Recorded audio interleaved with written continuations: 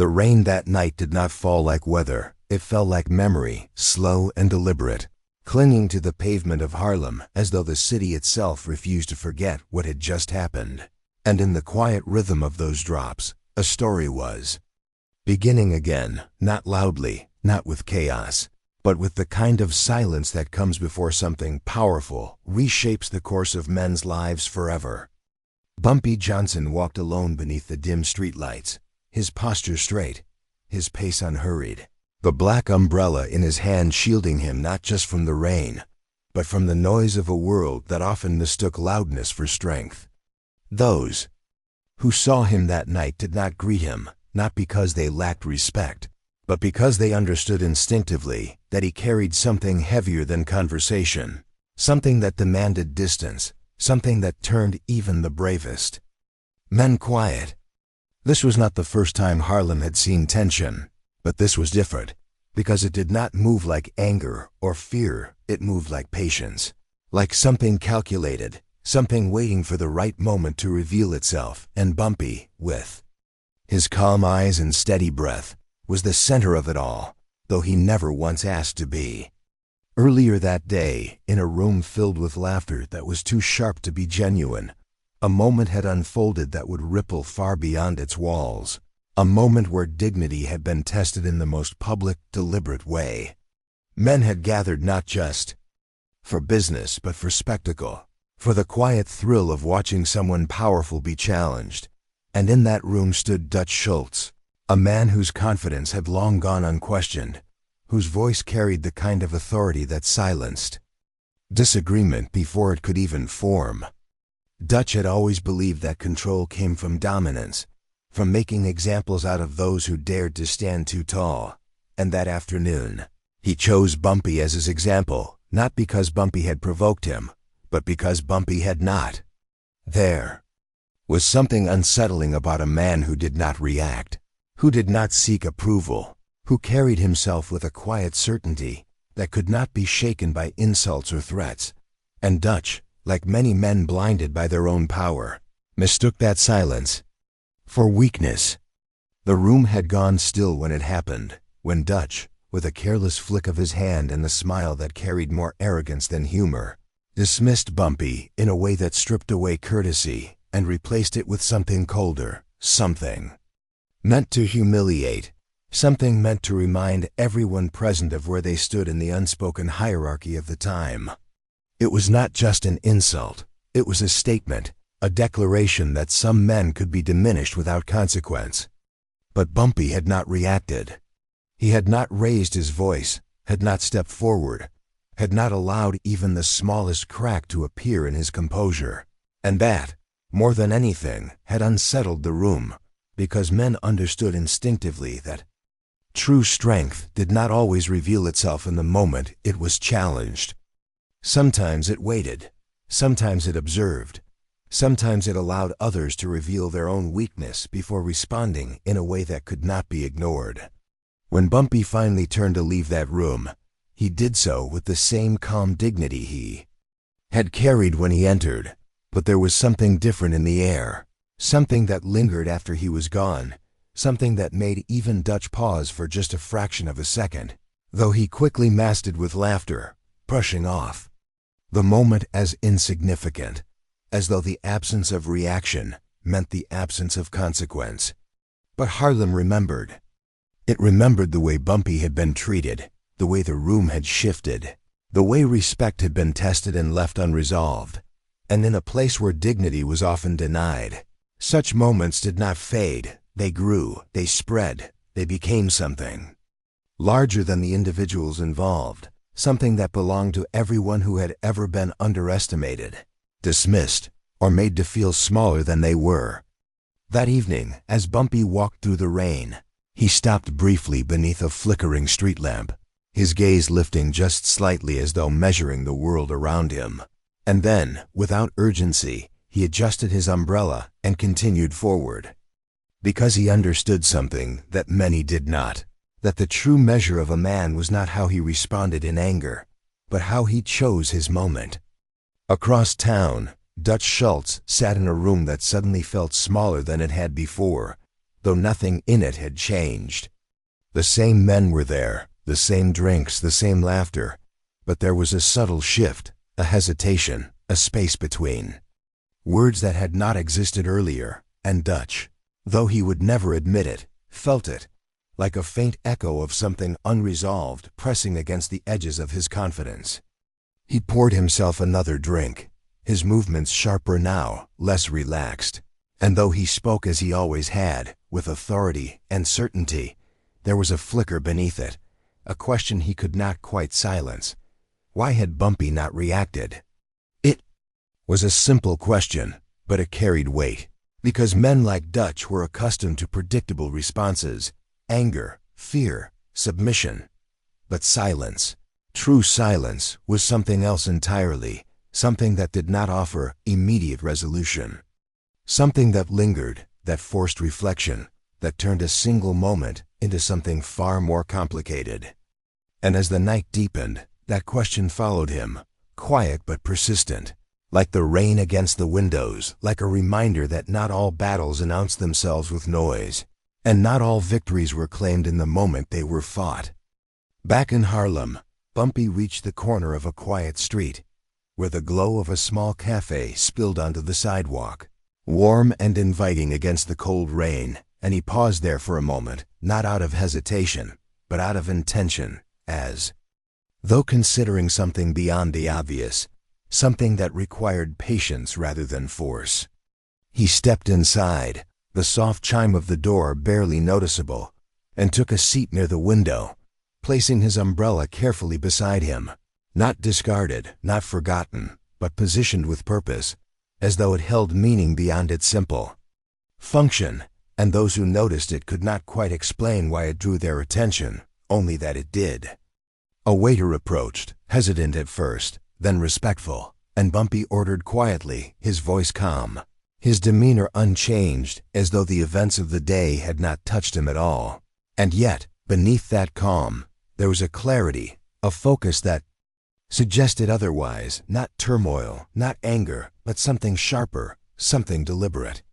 Outside, the rain continued, washing the streets, blurring reflections, turning the city into something softer, something quieter, and inside that cafe, a single man sat with an umbrella that would soon carry more weight than anyone yet realized. Because what Dutch Schultz had done was not just an insult, it was a mistake. And Bumpy Johnson, with his steady gaze and unshaken composure, was not a man who corrected mistakes with noise. He corrected them with meaning. And the city, though it did not yet know it, was already beginning to listen. The first move had not been made in anger, nor would it be made in haste, but it had already begun, in silence, in patience, in the quiet understanding that dignity, once challenged, does not need to shout to be restored. It only needs the right moment to be undeniable. And somewhere between the falling rain and the quiet glow of that cafe window, that moment was drawing closer. The storm was not outside. It was coming. The rain had thinned by the time the next evening settled over Harlem, but the air still carried its memory, heavy and watchful, as though the city itself had not yet decided whether to exhale or hold its breath a little longer. What had begun as a quiet disturbance the night before had now turned into something deeper, something unspoken yet widely understood. And in the dim glow of storefront lights and passing silhouettes, people moved with a subtle awareness that something significant was unfolding just beyond their sight. Bumpy Johnson did not rush that night, nor did he seek out attention, because he understood that when tension grows naturally, forcing it only weakens its impact.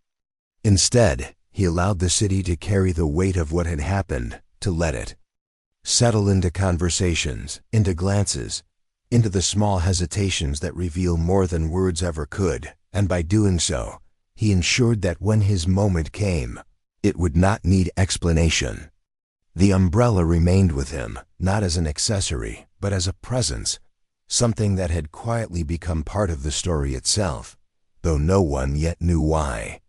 Men noticed it, women noticed it, even those who had no connection to the events of The previous day found their eyes drawn to it, as if instinctively understanding that it represented something unresolved, something waiting. Across the city, Dutch Schultz found himself in a position he had never quite experienced before, not weakened, not defeated, but unsettled in a way that resisted easy dismissal. He had replayed the moment again and again, searching for reassurance. In his own certainty, telling himself that he had acted as he always had, that nothing about it was different, and yet the absence of reaction from Bumpy had created a space he could not fill, a silence that seemed to grow louder with time. Men around Dutch had begun to speak more carefully, their words measured, their confidence slightly restrained, and though no one dared to challenge him directly, the shift was unmistakable. Respect, he was beginning to understand, was not maintained by force alone. It required belief, and belief could falter in the face of uncertainty. That uncertainty reached its peak when word spread, quietly but deliberately, that Bumpy would be attending a gathering that evening, a gathering not defined by power, but by presence, where men from different corners of the city came not to compete, but to observe, to listen, to measure the balance of things. It was the kind of place where reputations were not declared, they were revealed. Bumpy arrived without announcement, his step steady, his expression unchanged, and as he entered, conversations did not stop abruptly, but they shifted, softened, as though adjusting to a new center of gravity. He greeted those who approached him with calm respect, never overextending, never withdrawing, maintaining that quiet authority that required no validation. The umbrella was with him again. He placed it carefully beside his chair, the motion deliberate, almost ceremonial, and though no one commented on it, its presence was impossible to ignore, like a silent witness waiting for its role to be understood. Moments later, Dutch Schultz entered. There was no grand introduction, no dramatic pause, but his presence carried weight, as it always had, and yet tonight, that weight felt different, not diminished, but challenged by something less visible, something that could not be confronted directly. Their eyes met briefly, and in that instant, the room seemed to narrow, not physically, but in focus, as though everything else had faded into the background, leaving only the tension between two men who understood far more than they would ever say aloud. Dutch moved through the room with practiced confidence, greeting all eyes, exchanging words, maintaining the appearance of control. But his awareness never left Bumpy, never fully relaxed, because something about the situation refused to settle into familiarity. Bumpy, on the other hand, remained composed, engaged in quiet conversation, listening more than speaking, allowing others to fill the space while he observed, and in that observation, there was a clarity, a patience that suggested he was not waiting for an opportunity, he was creating one. Time passed slowly, measured not in minutes, but in moments of subtle change, the shift of posture, the hesitation before a word, the glance that lingered a second too long, and then, without announcement, Bumpy stood. He did not raise his voice, did not call for attention, but attention found him nonetheless, drawn by something instinctive, something that recognized significance even before it was revealed. He reached for the umbrella. The room quieted, not completely, but enough that the absence of noise became noticeable, enough that even those who had been engaged in their own conversations felt the shift and turned curious, attentive, aware that something was about to unfold. Bumpy walked across the room with unhurried steps, each movement measured, each second allowed to settle, and when he stopped, it was not in front of Dutch, but beside the table where Dutch sat, close enough to be seen, far enough to avoid confrontation. He placed the umbrella gently on the table. There was no force in the gesture, no aggression, only intention, and that intention carried more weight than any raised voice ever could. For a moment, nothing happened. No one spoke, no one moved, and in that stillness, the significance of the act began to take shape, not as an accusation, but as an offering, a choice, presented quietly, without demand, without threat. Bumpy looked at Dutch, his expression calm, his gaze steady. And when he finally spoke, his voice was low, almost reflective, as though he were stating something that had already been decided long before this moment arrived. "Some things follow a man longer than he expects," he said. That was all. No explanation, no elaboration, just a single sentence that carried the weight of everything that had come before it, everything that had been left unresolved, everything that now stood between them in the form of a simple black umbrella. Dutch's hand hovered near the table, not reaching, not withdrawing, caught in a moment of hesitation that revealed more than any reaction could have. He looked at the umbrella, then at Bumpy, and for the first time, the certainty that had always defined him faltered, not completely, but enough to be seen. Because this was not a confrontation he could answer with force. This was not a challenge he could dismiss with laughter. This was something else, entirely a reflection, a moment that required acknowledgement rather than dominance. And in that realization, the balance of the room shifted in a way that no one could ignore. Bumpy did not wait. He did not demand a response, did not linger for validation, because he understood that the power of the moment lay not in its conclusion, but in its presence. He turned, as calmly as he had arrived, and walked away, leaving the umbrella behind. The room remained silent for several seconds after he left, not out of confusion, but out of understanding, as though everyone present recognized that something significant had just occurred, something that would not be undone by words. Dutch remained seated, his gaze fixed on the umbrella, his expression unreadable, but his stillness spoke volumes, because in that stillness was a recognition that could not be denied, a moment of clarity that no amount of power could erase.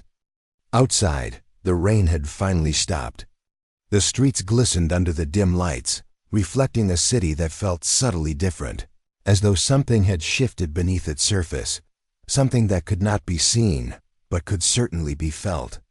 And inside that room, on that table, the umbrella remained. Not as a weapon, not as a threat, but as a truth. And for the first time, Dutch Schultz understood that some truths do not need to be spoken loudly to be heard. They only need to be placed where they cannot be ignored. And in that quiet, undeniable moment, the balance of power began to change not through force, but through something far more lasting, understanding. The city did not return to normal after that night, because some moments refused to fade into routine, settling instead into the bones of a place, altering the way people look at one another, the way they speak, the way silence itself is understood. Harlem carried that shift quietly, like a secret shared without words. And though no announcement had been made, no declaration spoken, everyone who mattered knew that something had changed between Bumpy Johnson and Dutch Schultz, not in spectacle, but in meaning. The umbrella was no longer just an object left behind on a table. It had become a presence that lingered even in its absence, a symbol that traveled through conversations, through glances, through the careful way men now chose their words when either name was mentioned. It was not fear that spread, but awareness, the kind that makes a man reconsider what respect truly costs and what it means to lose it in front of others. Dutch had taken the umbrella with him that night, though no one saw the exact moment he made that decision. One moment it rested on the table, untouched, and the next it was gone, carried out into the damp air as though it had always belonged to him. And yet those who had witnessed the exchange understood that possession did not mean ownership, not in the way that mattered. He kept it in his office, placed carefully against the wall, not hidden, not displayed, but positioned where it could be seen without being acknowledged. And in the days that followed, he found his eyes drawn to it more often than he cared to admit.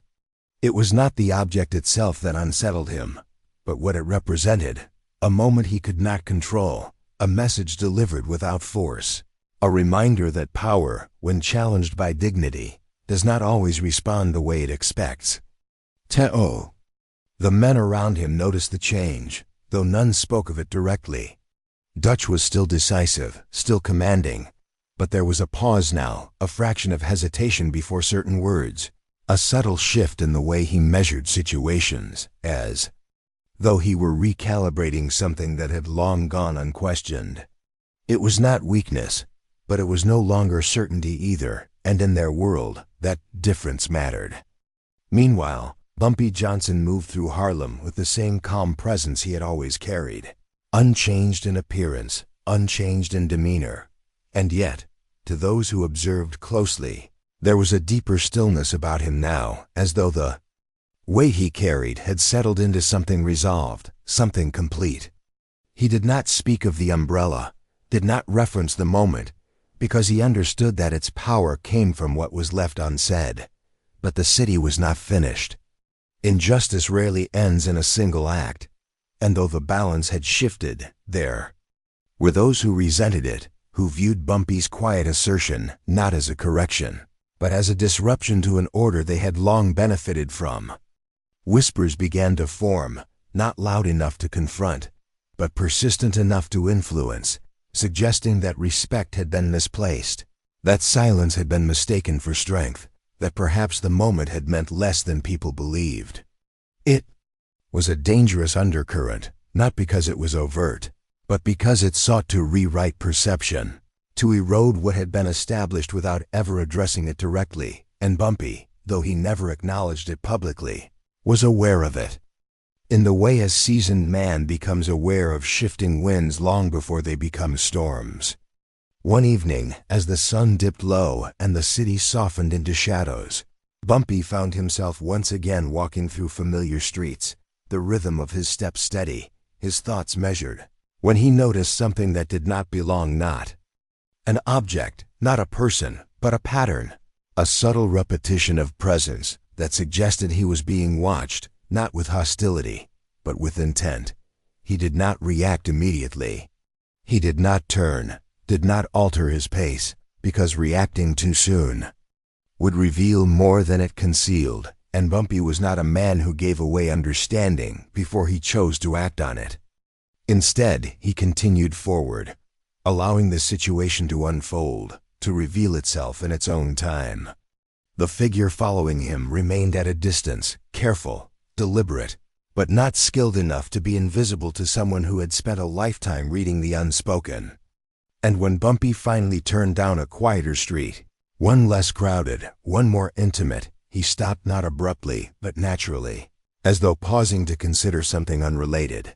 The footsteps behind him slowed, then stopped. For a moment, there was only silence, the kind that stretches just long enough to become meaningful, and then Bumpy turned, his expression calm, his gaze steady, meeting the eyes of the man who had been following him. The man hesitated, not out of fear, but out of uncertainty, as though he had not expected to be seen so clearly, so easily, and in that hesitation, his purpose became less certain, less defined. "You've been walking with me for some time," Bumpy said, his voice even not accusatory, not welcoming, simply observant. The man shifted slightly, glancing away before returning his gaze, and when he spoke, his words carried the weight of someone sent with a message, but not fully comfortable delivering it. "Some people think things ended too quietly," he said. Bumpy regarded him for a moment, not with judgment, but with understanding, as though recognizing the larger forces at play behind the man's presence. "And what do you think?" Bumpy asked. The man paused, caught between honesty and obligation, and in that pause, the truth revealed itself more clearly than any direct answer could have. "I think," he began, then stopped, his voice trailing off as though the words refused to form. Bumpy nodded slightly, not in agreement, but in acknowledgement. "Then you already understand more than you were sent here to say," he replied. There was no threat in his tone, no warning, only a quiet clarity that left little room for misinterpretation, and the man, sensing it, lowered his gaze briefly before stepping back, his purpose dissolved not by force, but by something far more. Disarming recognition. As Bumpy turned to leave, continuing his walk as though nothing had happened, the man remained where he was, watching him go, not with defiance, but with a growing awareness that the situation he had been drawn into was far more complex than he had been led to believe. Back in his office, Dutch Schultz stood by the window, the city stretched out before him, its lights flickering like distant thoughts, and behind him, the umbrella remained where he had placed it, unchanged, unmoving, and yet impossible to ignore. He had heard the whispers. He had felt the shift. And now, for the first time, he faced a question he could not answer with power alone. What does a man do when the balance changes not because he lost, but because someone else refused to play by the rules he relied on? Dutch turned, his gaze settling on the umbrella, and for a long moment, he said nothing, did nothing, simply stood there as though waiting for something to reveal itself. But nothing did. Because the answer was not in the umbrella. It was in him, and somewhere in that quiet room, between what he had been and what he was beginning to understand, Dutch Schultz realized that the story was not over, not yet, not even close. Because the final measure of a man is not how he holds power. It is how he responds when he is forced to redefine it. And that moment was coming. Closer than either of them knew. The city did not announce the final chapter. It never does. There was a stillness in Harlem that felt different from the nights before. Not tense in the same way, not waiting, but listening, as though everything that had been set in motion was now approaching its natural conclusion. And somewhere within that quiet, both Bumpy Johnson and Dutch Schultz were moving toward a moment neither of them could avoid any longer. Days had passed since the umbrella changed hands, yet its presence had only grown stronger, not because of what it was, but because of what it had revealed. Men who once spoke loudly now chose their words with care, and those who had dismissed the earlier events as insignificant began to understand that something deeper had taken root, something that could not be undone by denial or force. Dutch Schultz had not slept well, not in the way that mattered. He remained outwardly composed, his routine intact, his authority unquestioned in appearance, but beneath that surface, something had shifted permanently, something that refused to settle back into the certainty he had always relied upon. The umbrella still stood in the corner of his office, untouched, unchanged, yet it seemed to occupy more space than it should, drawing his attention even when he tried to ignore it. Because it was never about the umbrella. It was about the moment he could not control, it was about the silence that followed that. It was about the realization that power, when stripped of respect, becomes something fragile, something dependent, something that can be questioned without a single word being spoken. Across the city, Bumpy Johnson moved as he always had, unhurried, composed, his presence neither exaggerated nor diminished by what had transpired. And yet, those who observed him closely could sense a quiet finality in his demeanor, as though he understood that the story had reached its turning point, that whatever remained would not be prolonged, but resolved. The meeting, when it came, was not arranged through confrontation, nor forced by circumstance, but shaped by inevitability. A private room. No audience. No spectacle. Just two men and the weight of everything that had passed between them. Dutch arrived first. He stood near the window, his posture firm, his expression controlled. But there was no mistaking the awareness in his eyes, the recognition that this was not a meeting he could dominate, not one he could dismiss, but one he would have to face fully, without the usual shields of noise or distraction. When Bumpy entered, he did so without ceremony, closing the door behind him with quiet precision, and for a moment, neither man spoke. There was no need. The silence between them carried more meaning than any opening words could provide, and in that silence, everything that had been building, the tension, the questions, the shift in balance settled into something clear, something unavoidable. Bumpy's gaze moved briefly across the room before resting on Dutch, steady, composed, and when he finally spoke, his voice was calm, measured, carrying neither accusation nor forgiveness, only truth. "You've been thinking about it." He sighed. Dutch did not deny it. He did not deflect. For perhaps the first time in a long while, he answered plainly, yes. The word lingered, simple but heavy, and in that single admission, something shifted, not dramatically, not visibly, but enough to be felt. Bumpy nodded once, as though acknowledging not just the answer, but the understanding behind it. Then, you know what it meant, he continued. Dutch glanced briefly toward the corner of the room, where the umbrella stood, then back to Bumpy. And there was something different in his expression, now not weakness, not defeat, but clarity, the kind that comes when a man finally sees beyond his own assumptions. It wasn't about embarrassment, Dutch said slowly. Bumpy remained silent, allowing him to continue. It was about respect. And what happens when a man forgets it, Dutch added. The room grew quieter, if that were possible, as though the air itself had settled into place, and in that moment, the imbalance that had once existed between them no longer felt the same, not because one had overtaken the other, but because something had been corrected. Bumpy stepped forward slightly, not closing the distance entirely, but enough to make the space between them intentional rather than accidental. Respect isn't something you give when it's convenient, he said. It's something you carry, even when you don't have to.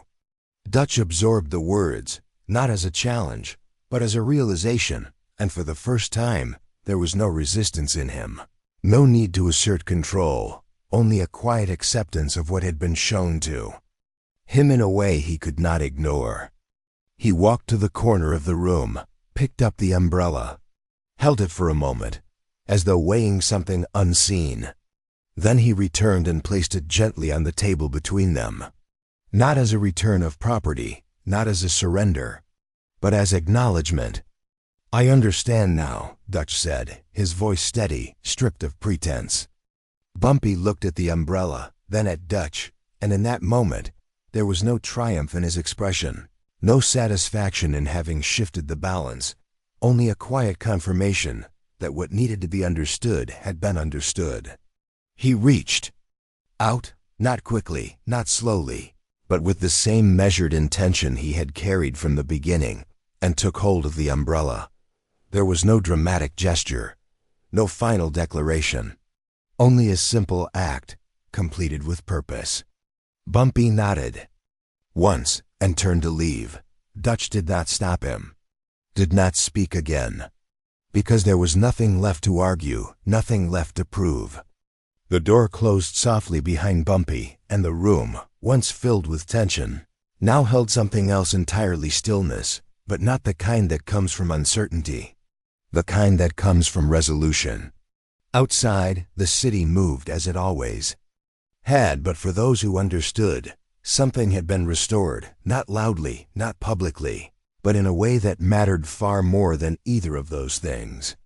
Because dignity had not been demanded, it had been demonstrated, and respect had not been taken, it had been returned. As Bumpy stepped into the fading light, the umbrella once again in his hand, it no longer carried the weight of what had been done, but the meaning of what had been learned, and in that quiet transformation, the story reached its end, not with noise, not with victory, but with something far more powerful. Understanding that would not be forgotten.